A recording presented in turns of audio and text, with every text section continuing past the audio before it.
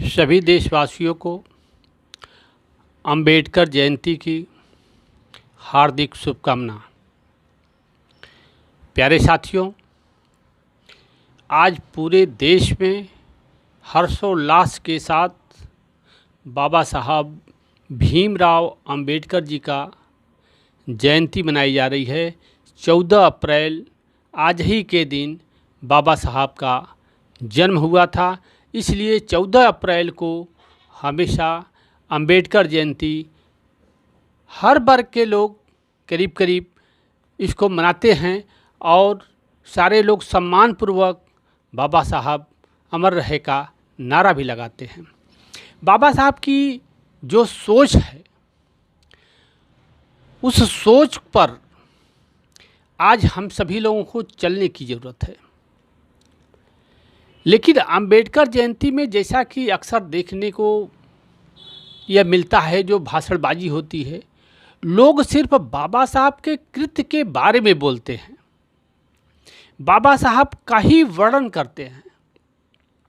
लेकिन जो हमारे समाज के अच्छे लोग हैं, बड़े लोग हैं, बुद्धिजीवी वर्ग लोग हैं, जो अंबेडकर जयंती पर जो संदेश लोग देते हैं,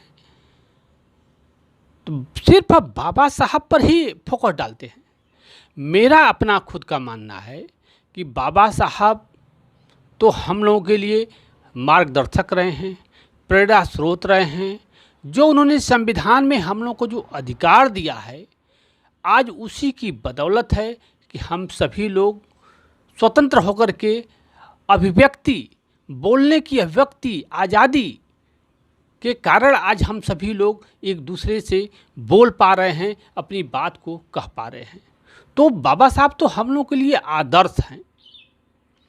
लेकिन बाबा साहब तो हम लोगों के लिए कर गए, लेकिन हम लोग अपने आने वाले पीढ़ियों के लिए क्या किए,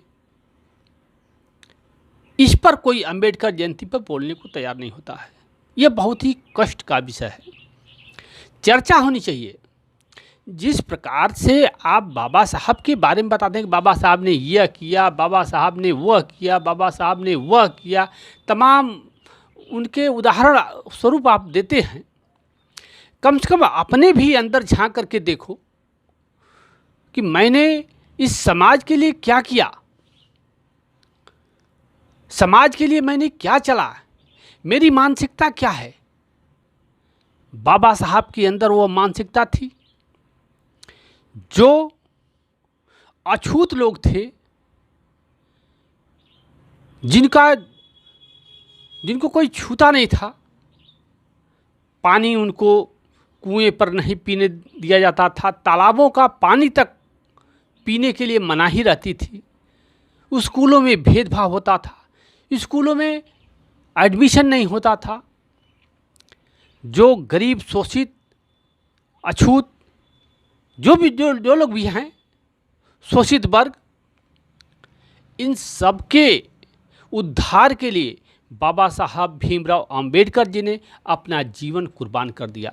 धन्य है वो महापुरुष, धन्य है वो माता पिता, जिन्होंने बाबा साहब जैसे एक होनहार बालक को जन्म देकर के हम लोगों के लिए भगवान स्वरूप भेजा इस धरती पर, जो संविधान के निर्माता बन कर के गरीबों के उद्धार के लिए, गरीबों के लिए उन्होंने तमाम प्रयास करके हम लोग को न्याय दिलाने का काम किए। आज उसी संविधान की ही देन है कि जो न्यायपालिका, कार्यपालिका या विधायिका सब उसी संविधान के तहत ही चल रही है। आज उसी नहीं की देन है कि सभी लोग एक तरह से समानता के रूप में आज दिखते हुए आ रहे हैं। और ये किसकी देन है? शिक्षा की देन है। अगर शिक्षा हम लोगों को नहीं मिली होती तो शायद ये बराबरी, समानता, यह जीवन पर्यंत हम लोगों को देखने को नहीं मिलता। बाबा साहब का थोड़ा सा मैं जिक्र, आज जयंती है इसलिए मैं जिक्र करना चाहूँगा कि बाबा साहब ने कितना कष्ट सहा अपनी ज़िंदगी में। बाबा साहब के जो पिताजी थे, वो ब्रिटिश गवर्नमेंट में, अंग्रेजी हुकूमत में ईस्ट इंडिया कंपनी जो सैनिक सैनिकों की जो व्यवस्था थी उसमें सूबेदार के रैंक पर यह कार्यरत थे। पहले सिपाही थे और बाबा साहब का जब जन्म हुआ उसके 3 साल बाद ही उनका सूबेदार रैंक से रिटायरमेंट हो गया। रिटायर होने के बाद अब पेंशन पर ही पूरा परिवार हमारा उनका आश्रित हो गया। तो उस समय पेंशन भी कितनी मिलती होगी यह आप अंदाज़ा लगा लीजिए। लेकिन जो रामजी राव बाबा साहब के जो पिताजी थे उन्होंने उस पेंशन के खर्चे से पूरे परिवार का भरण पोषण चलाना चालू कर दिया। और बाबा साहब के लिए कोई गिफ्ट अगर लाते, अभी चूँकि बच्चे थे, कोई गिफ्ट लाते थे तो गिफ्ट के रूप में पुस्तकें लाते थे। जब बाबा साहब 3 साल 5 साल के ही थे उस समय उनको टैगोर जी की किताब, शेक्सपियर जैसे महान लेखक की नाटक की पुस्तक बाबा साहब को मार्केट से खरीद करके गिफ्ट के रूप में देते थे कि बच्चा इसको पढ़ो, ये तुम्हारे भविष्य के लिए अग्रसर करेगा। और बाबा साहब बड़े चाव से उस पुस्तक को पढ़ते थे और उससे ज्ञान हासिल करते थे। थोड़ा समय और ये हुआ तो बाबा साहब को स्कूल अब जाने की तैयारी होने लगी। चूँकि जो इस जात में, महार जात में जो पैदा थे, यह अछूत वर्ग में आता है और अछूतों को उस समय विद्यालयों में एडमिशन नहीं होता था। लेकिन चूँकि अंबेडकर जी के जो पिताजी थे वो एक सैनिक थे, सैनिक के कोटे से बम्बई में उनका एडमिशन हुआ। और जब वो एडमिशन हुआ तो उनको क्लास के बाहर बैठाया जाता था। जो उसमें बच्चे जो पढ़ते थे वो फॉरवर्ड क्लास के लोग थे, बच्चे थे। उन बच्चों को सीट मिलती थी, उन बच्चों को क्लासरूम के अंदर बैठाया जाता था। लेकिन बाबा साहब को जो टीचर था वो टीचर भी बाबा साहब को क्लास के बाहर बैठने के लिए बोलता। और बाबा साहब घर से एक बोरिया, जूट की एक बोरी जो होती है उसको ले जाते थे और बाहर बैठ करके, क्लास के बाहर बैठ करके उस पर बैठते थे और क्लास में जो मास्टर साहब पढ़ाते थे उसका वो अध्ययन करते थे, सुनते थे, पढ़ते थे और फिर बोरिया उठाते थे, घर चले आते थे। इतना छुआछूत,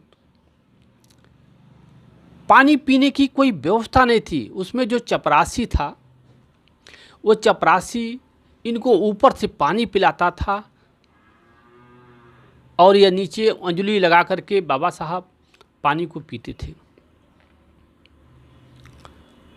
जिस दिन वो चपरासी नहीं आया उस दिन पानी भी पिलाने वाला कोई नहीं रहा। उस दिन पूरे दिन बिना जल के ही, बिना पानी पिए बाबा साहब को रहना पड़ता था। अब सोच लीजिए कि कितनी गिरी हुई मानसिकता के उस समय टीचर, समाज के लोग थे जो छुआछूत को इस कदर बढ़ाए थे कि जो पढ़ने वाला लड़का, जो ब्रिलियंट लड़का है, उसके साथ, जबकि अध्यापकों को गुरु कहा जाता है कि यह हमारे गुरु हैं, गुरु और गोविंद का दर्जा इनको दिया जाता है, लेकिन ऐसे गुरु गोविंद जो है बच्चे के साथ इस ढंग से व्यवहार किए। एक दिन की बात है कि क्लास में जो टीचर पढ़ा रहे थे, यह प्राइमरी स्तर की बात मैं बता रहा हूँ कि जब अभी 5 साल से ऊपर जैसे अंबेडकर जी हुए तो उनको प्राइमरी में जो एडमिशन हुआ था उस समय की मैं बात बता रहा हूँ